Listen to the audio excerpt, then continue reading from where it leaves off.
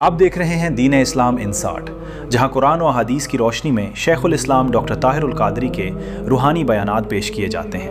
آئیے سنتے ہیں علم اور حکمت سے بھرا ایک خوبصورت بیان۔ کہ خطانے لگے سیدنا امام حسین رضی اللہ تعالیٰ عنہ کو کہ آپ ہمارے پاس آ جائیں شیعان علی کی طرف سے، ہم آپ کے ہاتھ پر بیعت کریں گے اور یزید کا تختہ الٹ دیں گے، اور ہزارہ لوگ بےتاب ہیں۔ اس طرح دعوتیں آنے لگی۔ سیدنا امام حسین علیہ السلام یہ تمام خطوط پڑھ کر آپ نے فیصلہ کیا کہ اگر ہزارہ لوگ اس وقت مجھے حق کی آواز بلند کرنے کے لیے بلا رہے ہیں اور امر بالمعروف اور نہی عن المنکر کے لیے بلا رہے ہیں، اور یزیدی آمریت اور یزید کا ظلم و تشدد اور یزید کا جبر و بربریت اور دین حق سے یزید کا انحراف اور اسلامی نظام خلافت سے یزید کی بغاوت اور اس کا فسق و فجور اور اسلام کے خلاف، اسلام کی قدروں کے خلاف یزید کی کھلی جنگ پر مبنی ایک پلید حکومت کے خاتمے کے لیے اگر مسلمانان کوفہ مجھے بلا رہے تو اب میرا فریضہ ہے کہ میں ان کی دعوت میں لبیک کہوں اور وہاں پہنچوں اور پہنچ کر ان کی بیعت لوں، اور میں مسلمانوں کا ایک گروہ کثیر اکٹھا کر کے اس یزید کی پلید حکومت کا تختہ الٹ دوں اور اس دین حق کا جھنڈا بلند کر دوں اور اس خلافت راشدہ کے نظام کو پھر سے بحال کر دوں جو سیدنا صدیق اکبر، سیدنا فاروق اعظم، سیدنا عثمان غنی اور سیدنا مولا علی شیر خدا اور سیدنا امام حسن مجتبی نے برقرار رکھا تھا، جو آقا علیہ السلام کے بعد تسلسل سے جاری تھا، اور اب اس کی حفاظت کی ذمہ داری خانوادہ اہل بیت رسول پر آ پڑی تھی۔ سو آپ نے فیصلہ کرنا شروع کیا اور فیصلہ بالآخر کر لیا کہ میں کوفہ پہنچوں اور جا کے اس بدبختی کے نظام کے خلاف ٹکر لوں۔ یہاں دین و سیاست کا ایک ہونا اور دین و سیاست کا جدا ہونا، دو فلسفے یہاں سے شروع ہوتے ہیں، دو فلسفے یہاں سے شروع ہوتے ہیں، اور آج امت مسلمہ کو بالعموم اور پاکستانی قوم کو بالخصوص لادین لوگوں کے تسلسل سے اقتدار پر رہنے کے باعث اور بین الاقوامی سطح پہ اسلام دشمنوں کے میڈیا پر مسلسل پروپیگنڈا کے باعث اور لادینی کلچر کے فروغ کے باعث آج پاکستانی قوم بنیادی طور پہ اس سیاسی فلسفے میں یزیدی فکر کی حامل ہو گئی۔ کس فکر کی؟ یزیدی فکر کی حامل ہو گئی۔ اب بات یہ ہے کہ یہ جو اب ایک نئے معرکے کی طرف ہم جا رہے ہیں، اور ایک معرکہ یہ کربلا برپا ہونے کو جا رہا ہے، اور دو طاقتیں آپس میں ٹکرانے کے جا رہی ہیں، اس کی بنیادی ریزن اور بنیادی سبب کیا ہے؟ کیا یزید نے کھلم کھلا اسلام کا انکار کر دیا تھا؟ بولیے نہیں۔ کیا یزید نے نمازیں بند کرا دی تھی؟ بولیے۔ اس نے نظام زکوٰۃ ختم کرا دیا تھا؟ کیا یزید نے زکوٰۃ اور عمرے بند کروا دیے تھے؟ بولیے۔ کیا یزید نے مسجدیں گروانا شروع کروا دی تھی؟ کیا تھا؟ کوئی ہندوستان کی حکومت بن گیا تھا یزید؟ نہیں، پاکستانی حکومت کی طرح ہی تھا۔ میری پاکستانی حکومت سے مراد کو موجودہ حکومت نہیں، ایمانداری کی بات ہے کہ 50 سال ہی اسی طرز کی حکومت کو بیتے، 50 سال یزیدی طرز کی حکومت ہی نہیں۔ میں جب پاکستانی حکومت کی بات کرتا ہوں تو وہ پورا نظام جو 50 سال سے پاک دھرتی پر پلید نظام مسلط ہے، پاک دھرتی پر پلید نظام مسلط، وہ نظام کیا ہے؟ اس میں بھی کوئی نماز روزے کا انکار ہے، وہ حج اور عمرے معطل ہو گئے، سب حکمران کرنے عمرے جاتے ہیں، حج کرنے جاتے ہیں، ہر کوئی جاتا ہے۔ تو پھر پرابلم کیا تھا؟ جنگ کس بات کی تھی؟ امام حسین نے یزید کی بیعت کیوں نہ کر لی؟ بیعت کرنے کا مطلب یہ تھا کہ یزید کی حکومت کو تسلیم کر لینا۔ بیعت اس زمانے کا یاد رکھ لیں، اس زمانے کا ایک طریقہ تھا کسی کی حکومت تسلیم کرنے کا، اس زمانے کا طریقہ کیا تھا؟ بیعت۔ آج وہ بیعت طریقہ نہیں، آج اس کی بجائے ووٹ دیا جاتا ہے، آج ووٹ کی پرچی سے تسلیم کیا جاتا ہے، یا جب اعلان ہوتا ہے کسی کی حکومت کا تو آپ تسلیم کر لیتے ہیں، زبان سے بس کافی ہے، یعنی اس کے خلاف بغاوت نہیں کرتے، قبول کر لیتے ہیں اس کے قانون کو، اس کی حکومت کو، تو یہ بیعت ہو جاتی ہے۔ تو یہ اپنے اپنے دور کے طریقے ہیں۔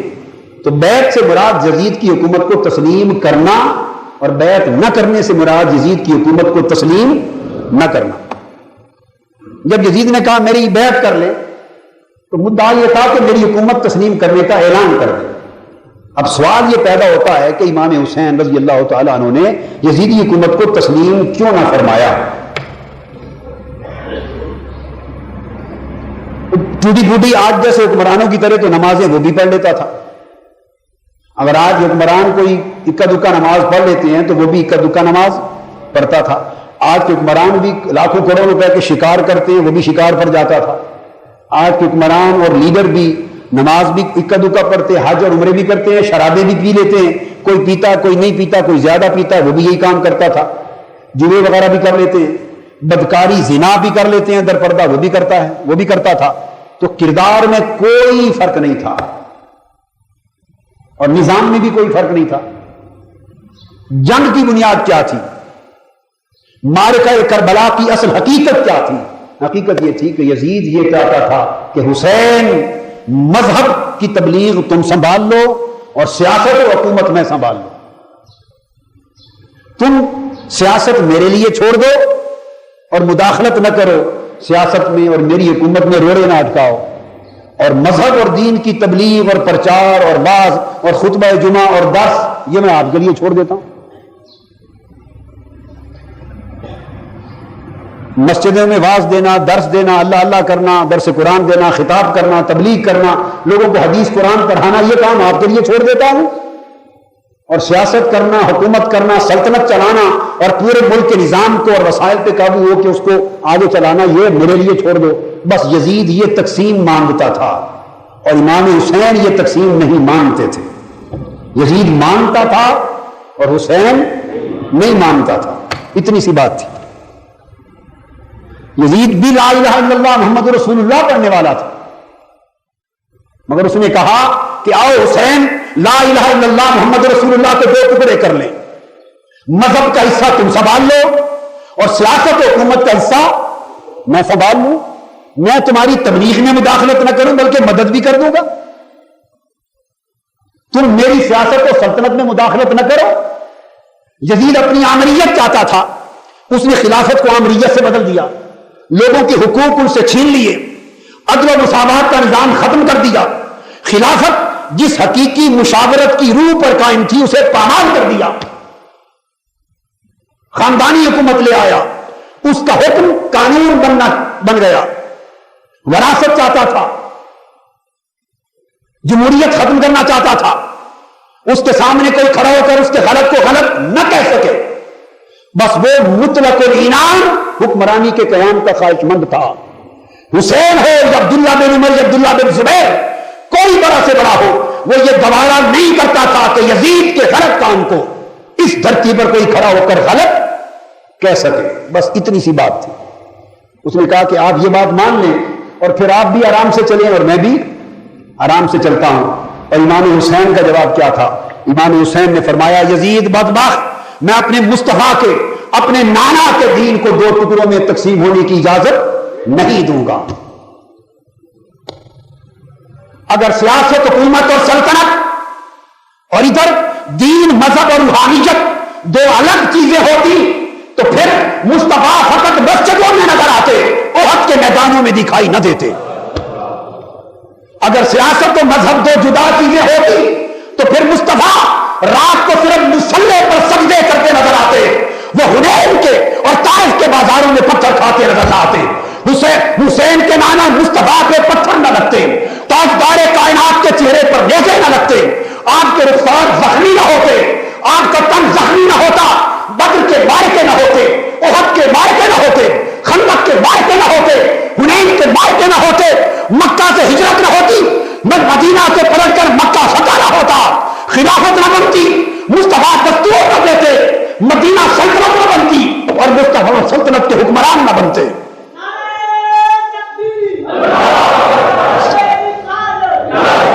بس حضور مکہ کے سین میں بیٹھ جاتے، آنے جانے والوں کو کلمہ پڑھاتے رہتے، نماز کے طریقے سکھاتے، حج زکات کے طریقے سکھاتے، قرآن پڑھاتے، حلال حرام سکھاتے اور کہتے یہ قریشی، یہ مکہ کے سردار، یہ جاگیردار، یہ وڈیرے جیسا نظام چلا رہے ہیں چلاتے رہو.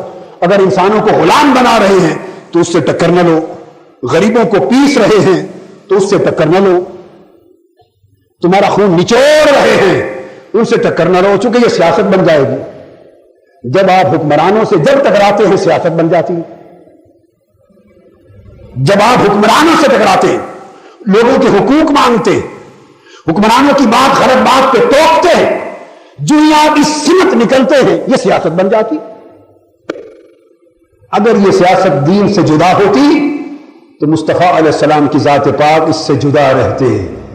اور ہجرت مدینہ کے بعد جب آپ کو ریاست مدینہ کا حکمران اور سربراہ بنایا گیا، دستوری سربراہ، ہیڈ آف دی اسٹیٹ بنایا گیا، حضور علیہ السلام انکار کر دیتے، فرماتے مجھے ریاست مدینہ کا حکمران بننے کی کیا ضرورت ہے، میں تو فرش سے عرش تک ساری کائنات کا بادشاہ ہوں۔ حکمران بن گئے، کیوں بنے؟ سیدنا صدیق اکبر اقتدار کے بھوکے تھے جی، کیوں خلیفہ راشد بن گئے، تخت پر جا بیٹھے؟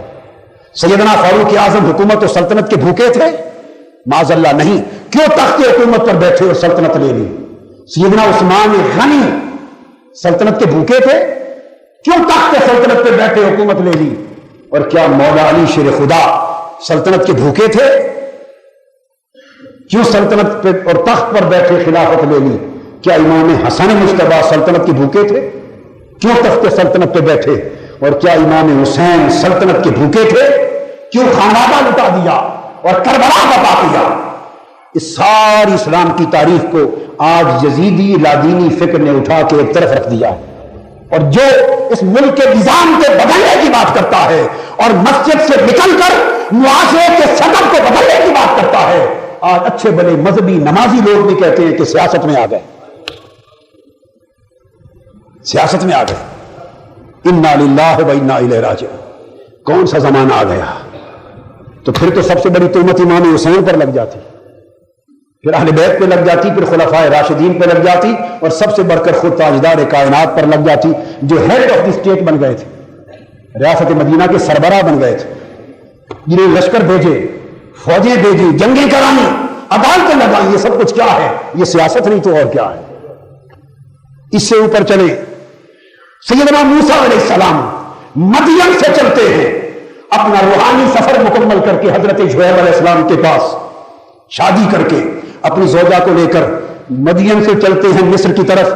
وادی ایمن میں پہنچے، وادی ایمن میں پہنچے، وہ وادی جہاں کوہ طور ہے۔ تو موسیٰ علیہ السلام پہنچے اس درخت کے پاس جہاں نور حق کے تجلی بن کے چمکا، اور اللہ پاک نے پہلا کلام کیا سیدنا موسیٰ علیہ السلام سے، پہلا کلام، اور پہلی بار یہ طور کی گفتگو بعد میں ہوئی۔ طور کی گفتگو 40 دن طور کا چلہ بعد میں ہوا، تورات بعد میں ملی۔ بھئی وہ تو مصر سے جب بنی اسرائیل کو لے کر نکلے ہیں دریائے نیل عبور کر کے، اور دوبارہ وادی سینا میں آئے ہیں، اور وہاں بنی اسرائیل نے قیام کیا، تو اس زمانے میں پھر طور پر گئے اور کلم اللہ موسیٰ تکلیما، پھر خدا کا کلام ہوا اور تورات ملی۔ یہ بعد کا واقعہ ہے۔ میں بتا رہا ہوں جب مدین سے مصر آ رہے ہیں، ابھی مصر میں داخل نہیں ہوئے، مدین سے نکلے، تو منصب رسالت پر جب سیدنا موسیٰ علیہ السلام کو فائز کیا گیا، پہلا کلام اللہ پاک کا، آپ کو رسالت عطا کی گئی، تو معلوم ہے رسالت کے منصب پر فائز کرتے ہوئے پہلا پیغام رسالت اللہ نے موسیٰ علیہ السلام کو کیا دیا؟ پہلا پیغام، قرآن اٹھائیے بولیے، پہلا پیغام جب موسیٰ علیہ السلام کو رسول بنایا، اور رسول بناتے ہی جو پہلی ڈیوٹی لگائی، کیا پہلی ڈیوٹی؟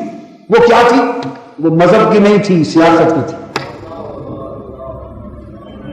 وہ مذہب کی نہیں تھی، رسول بنا کر جو پہلی ڈیوٹی اللہ رب العزت نے لگائی وہ مذہبی نہیں، سیاسی ڈیوٹی تھی۔ قرآن پڑھیے، اسی درخت سے جب وہ شعاع نکلی، نور نکلا، اللہ پاک نے فرمایا میں تمہارا رب ہوں، کلام کیا، تو معلوم ہے کیا حکم دیا؟ پہلا حکم یہ نہیں دیا کہ موسیٰ جاؤ اور بنی اسرائیل کو نمازوں پہ لگا دو، اے موسیٰ جاؤ بنی اسرائیل کو روزوں پہ لگا دو، اے موسیٰ جاؤ بنی اسرائیل کو یہ حلال اور حرام کے سبق سکھا دو، اے موسیٰ جاؤ بنی اسرائیل کو یہ شریعت دے دو، یہ نیکی کے طور طریقے سکھا دو۔ نہیں، یہ سب کچھ سکھایا گیا، مگر بعد میں، سب کچھ سکھایا گیا مگر بعد میں، منصب رسالت پر فائز کرنے کے بعد رب کائنات نے جو پہلا حکم دیا حضرت موسیٰ علیہ السلام کو، وہ سیاسی انقلاب کا حکم تھا۔ اور موسیٰ علیہ السلام نے عرض کیا مولا میرے بھائی ہارون کو بھی اس ڈیوٹی میں شامل کر، فرمایا تیرے بھائی ہارون کو بھی تیرے ساتھ وزیر بنا دیا۔ کیا؟ وزیر بنا دیا۔ دوسرا حکم آیا اذهبا الی فرعون انہ طغی، اے موسیٰ دونوں جاؤ، بنی اسرائیل کی طرف نہیں، سیدھا فرعون کے دربار میں جاؤ، وہ باغی ہو چکا ہے، اور اس کے دربار میں جا کر نعرہ انقلاب بلند کر دو۔ موسیٰ علیہ السلام نے پوچھا باری تعالیٰ کیا نعرہ لگاؤں؟ وہ انقلاب کا نعرہ کیا لگاؤں؟ یہ جو سیاست میرے سپرد کی گئی ہے کون سی سیاست کروں، کیا کروں؟ اللہ پاک نے فرمایا جا میرے موسیٰ، بنی اسرائیل کی پوری قوم کو فرعون نے اپنا غلام بنا رکھا ہے، اور میرا پہلا حکم یہ ہے کہ جا بنی اسرائیل کی آزادی کا نعرہ بلند کر دے، بنی اسرائیل کی آزادی کا نعرہ بلند کر دے، اور فرعون کو کہہ دے کہ میں بنی اسرائیل کو تیری غلامی کی زنجیروں سے آزاد کرانے کے لیے آیا ہوں۔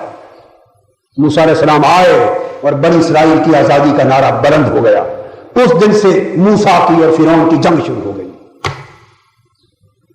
یہ جنگ کبھی موسیٰ اور فرعون کی ہے، اس سے قبل کبھی ابراہیم اور نمرود کی ہے، اور یہی جنگ کبھی مصطفیٰ اور ابو جہل و ابو لہب کی ہے، اور یہی جنگ روپ و نام بدلتے ہیں، جنگ ایک رہتا ہے، وہ جنگ مصطفیٰ اور ابو لہب کی ہے، وہی جنگ کربلا میں حسین اور یزید کی ہے۔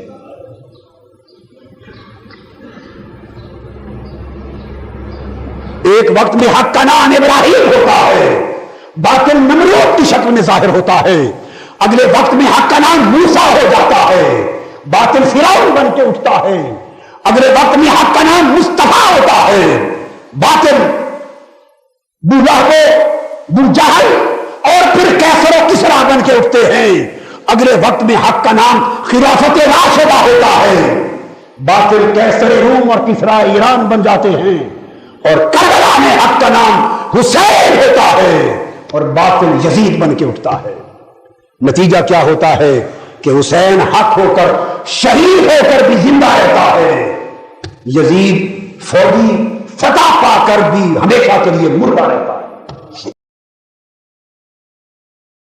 آقا علیہ السلام کا بڑا عظیم معجزہ ہے، جیسے آپ نے پیشگوئیاں فرمائی ہیں اور آنے والے زمانوں کے حالات اور واقعات بتائے ہیں، ان میں سے یہ چیز بھی تھی۔ اب میں کوٹ کر رہا ہوں صحیح بخاری کی حدیث، تاکہ کسی کو یہ وہم نہ ہو کہ یہ ساری بات جو میں نے کی ہے اس کی بنیاد جس حدیث پہ رکھ رہا ہوں وہ کوئی کمزور روایت ہے، نہیں، صحیح بخاری کی حدیث ہے، کتاب الفتن، اور پھر کتاب المناقب میں بھی آئی ہے، باب علامات النبوہ فی الاسلام، اور امام بخاری نے قول اپنی کتاب کا باب بھی قائم کیا ہے اسی حدیث کے مضمون پر، حدیث نمبر 6649، 6649 صحیح بخاری کی۔ اب یہاں باقی کتب حدیث کا حوالہ دینے کی پھر ضرورت نہیں رہی، جب صحیح بخاری کا دے دیا تو سب سے زیادہ اوتھینٹک کتاب آ گئی۔ اور پھر یہ حدیث دوبارہ 3410، 3410، یہ دوبارہ حدیث اس نمبر پہ آئی ہے۔ ان عمرو بن یحییٰ بن سعید بن عمرو بن سعید، یہ راوی ہیں، وہ کہتے ہیں کہ میں کنت جالسا مع ابی ہریرہ فی مسجد النبی بالمدینہ ومعنا مروان، وہ کہتے ہیں عمرو بن یحییٰ بن سعید فرماتے ہیں کہ میں حضرت ابو ہریرہ رضی اللہ تعالیٰ عنہ کے ساتھ مروان بن حکم کی مجلس میں اس کے ساتھ مسجد نبوی میں بیٹھے تھے، وہ گورنر تھا اس وقت مدینہ کا، تو مروان بن حکم کے ساتھ بیٹھے تھے حضرت ابو ہریرہ رضی اللہ تعالیٰ عنہ کی معیت میں، اور وہ کہتے ہیں کہ میں نے سنا خود اپنے کانوں سے حضرت ابو ہریرہ رضی اللہ تعالیٰ عنہ مروان کو بتا رہے تھے، قال ابو ہریرہ رضی اللہ تعالیٰ عنہ سمعت الصادق المصدوق، میں نے اللہ کے سچے رسول کو سنا، آقا علیہ السلام فرماتے تھے، یقول، یہ فرماتے ہوئے سنا، ہلاکت امتی علی یدی غلمت من قریش، کہ حضور علیہ السلام نے فرمایا میری امت کی ہلاکت ہوگی قریش کے خاندان کے کئی لونڈوں اور اباش جوانوں کے ہاتھوں، غلمت من قریش، قریش کے ایک اباش جوان جن کو آپ ہندوستانی اور پنجابی زبان میں لونڈا کہتے ہیں، اباش جوان کہتے ہیں، ان اباش جوانوں کے ہاتھوں، اور جو ہوں گے قریشی قبیلہ کے اعتبار سے، ان کے ہاتھوں میری امت ہلاک ہوگی۔ مروان نے یہ سن کر کہا، یہ صحیح بخاری کے لفظ ہیں، لعنت اللہ علیہم غلمتن، ایسے اباش جوانوں پر خدا کی لعنت۔ فقال ابو ہریرہ رضی اللہ تعالیٰ، ابو ہریرہ نے کہا رضی اللہ تعالیٰ، لو شئت ان اقول بنی فلان و بنی فلان لفعلت، حضرت ابو ہریرہ نے کہا اگر میں چاہوں تو میں تمہیں ان کے نام بھی بتا سکتا ہوں کہ وہ کون کون ہیں، کس کس کے بیٹے ہیں، کون کون ہیں کس کس کے بیٹے، کون کون ہیں کس کس کے بیٹے۔ حضرت ابو ہریرہ رضی اللہ تعالیٰ عنہ نے فرمایا کہ میں ان کے خاندانوں کے نام، ان کے باپ دادا کے نام، ان لونڈوں کے، لڑکوں کے نام، جوانوں کے بتا سکتا ہوں جو حضور علیہ السلام کے دین اور امت کی ہلاکت کا باعث بنیں گے۔ اس کے بعد اسی صحیح بخاری کے الفاظ، حدیث آگے چل رہی ہے۔ پھر عمر بن یحییٰ بن سعید جو راوی ہیں حدیث کے، بخاری شریف کی حدیث کے، وہ کہتے ہیں کہ میں پھر اپنی جد، اپنے دادا کے ساتھ، وَكُنْتُ أَخْرُجُ مَعَ جَدِّي إِلَىٰ بَنِي مَرْوَانَ حِينَ مُلِّكُوا بِالشام، جب شام میں ان کا اقتدار قائم ہو گیا تھا، شام میں، تو میں اپنے دادا کے ہمراہ گیا، اور جب دیکھتے تھے فَإِذَا رَآهُمْ غِلْمَانًا أَحْدَاثًا، جب میرے دادا دیکھتے تھے کہ یہ وہ نوجوان ہیں بنو امیہ کے جن کے ہاتھوں حضور کے دین کی بربادی کی آپ نے خبر دی تھی، تو ہمیں ہمارے دادا کہتے تھے کہ لگتا ہے یہی لوگ ہیں جن کی خبر حضور علیہ الصلوۃ والسلام نے دی تھی۔ اب کتاب المناقب میں امام بخاری اپنی الصحیح میں پھر یہ حدیث لائے ہیں دوبارہ، اس کے الفاظ یہ ہیں کہ آقا علیہ السلام نے فرمایا ہلاک امتی علی یدی غلمت من قریش، وہی کلمات، قریش کے نوجوان اوباش جوانوں کے ہاتھوں میری امت کی ہلاکت ہوگی۔ حضرت ابو ہریرہ رضی اللہ تعالیٰ عنہ نے فرمایا ان شئت ان اسمیہم بنی فلان و بنی فلان، اگر میں چاہوں اور حالات اجازت دیں تو میں ان کے نام بھی بتا دوں کہ کون کون ہیں اور کس کس کے بیٹے ہیں۔ یہ بڑی اہم حدیث ہے جو میں صحیح بخاری سے کوٹ کرنا چاہتا تھا۔ اب آگے چلتے ہیں۔ یہ سب کچھ کیوں ہوا میں آپ کو بتایا۔ اس وقت تو ایک اقتدار کا خوف تھا لوگوں کا، وہ صفحاء قریش تھے، غلما تھے، وہ اوباش لونڈے تھے جو قتل کرتے تھے، مارتے تھے، اور ایک خطرہ تھا۔ آج وہ کیفیت نہیں ہے، مگر آج صف بندی ہے، فرقہ بندی ہے، جس میں لوگ انتہاؤں کی طرف جا رہے ہیں اور خود انتہا پسندی کی وجہ سے نادانستگی میں حق کو چھوڑ رہے ہیں، ایمان کی دولت سے محروم ہو رہے ہیں۔ اب حافظ ابن حجر اسقلانی بیان کرتے ہیں کہ حضرت ابو ہریرہ رضی اللہ تعالیٰ عنہ، اس کو بیان کیا حافظ ابن حجر اسقلانی نے، اور امام ابن ابی شیبہ نے مصنف میں بیان کیا، اور حافظ ابن اسقلانی نے فتح الباری میں فرماتے ہیں کہ حضرت ابو ہریرہ رضی اللہ تعالیٰ عنہ بازاروں میں، مدینہ پاک کے بازاروں میں چلتے تھے۔ ان ابا ہریرہ کان یمشی فی السوق ویقول اللہم لا تدرکنی سنۃ 60 ولا امارۃ الصبیان، مدینہ پاک کے بازاروں میں چلتے ہوئے، گلی کوچوں میں، بازاروں میں بآواز بلند کہتے تھے اے اللہ 60 ہجری کا سال میری زندگی میں نہ آئے، اس سے پہلے مجھے اٹھا لینا، اور وہ دور حکومت میں اپنی آنکھوں سے نہ دیکھوں جب قریش کے اوباش نوجوانوں کی حکومت آ جائے، امارت الصبیان، اوباش جوانوں کا دور حکومت نہ دیکھوں، اور 60 ہجری کا سن نہ دیکھوں، اس سے پہلے اٹھا لینا۔ فرماتے ہیں حدیث پاک میں حضرت ابو ہریرہ بازار مدینہ میں بآواز بلند یہ دعا کرتے تھے۔ اب حافظ ابن حجر اسقلانی بہت بڑے عظیم امام حدیث، اب ان کی تحقیق کا کوئی منکر اور اختلاف کرنے والا نہیں۔ اب ان کے الفاظ ہیں اس حدیث کی شرح میں، فتح الباری میں جلد 13 صفحہ 10، فرماتے ہیں وفی ھذا اشارۃ الی ان اول الاغیلمہ کان فی سنۃ 60، وہ فرماتے اس حدیث پاک میں واضح اشارہ ہے کہ ان اوباش لونڈوں اور اوباش قریشی جوانوں میں سے سب سے پہلا شخص جس کے ہاتھوں حضور علیہ السلام کی امت کی ہلاکت ہوئی 60 ہجری میں، وہو کذالک فإن یزید ابن معاویہ تصرخ فیہا، وہ یزید ابن معاویہ ہے، وہ حضرت امیر معاویہ رضی اللہ تعالیٰ عنہ کا بیٹا بدبخت ملعون یزید ہے، جو سن 60 ہجری میں حکومت پہ فائز ہوا اور 4 سال تک اس کی حکومت رہی۔ اور پھر امام ابن حجر اسقلانی دوبارہ آگے بیان کرتے ہیں، وہ کہتے ہیں والذی یظہر، یہ بات بڑی واضح اور ظاہر ہو جاتی ہے، ان المذکورین من جملتہم، وہ جن کا ذکر آقا علیہ السلام نے فرمایا کہ قریشی اوباش جوانوں کے ہاتھوں میرے دین اور امت کی تباہی ہوگی، ان اولہم یزید، ان میں سب سے پہلا شخص حضور کی امت اور دین کو برباد کرنے والا یزید تھا۔ یہ امام ابن حجر اسقلانی کی عبارت بخاری شریف کی اسی حدیث کی شرح میں، کما دل علیہ قول ابی ہریرہ، اور فرماتے ہیں اس پر دلالت کرتا ہے ابو ہریرہ رضی اللہ تعالیٰ عنہ کا یہ قول رأس 60 و امارت الصبیان، کہ 60 ہجری سے میں پناہ مانگتا ہوں، اس سے پہلے میرے مولا مجھے اٹھا لینا، اور اوباش جوانوں کے دور حکومت سے۔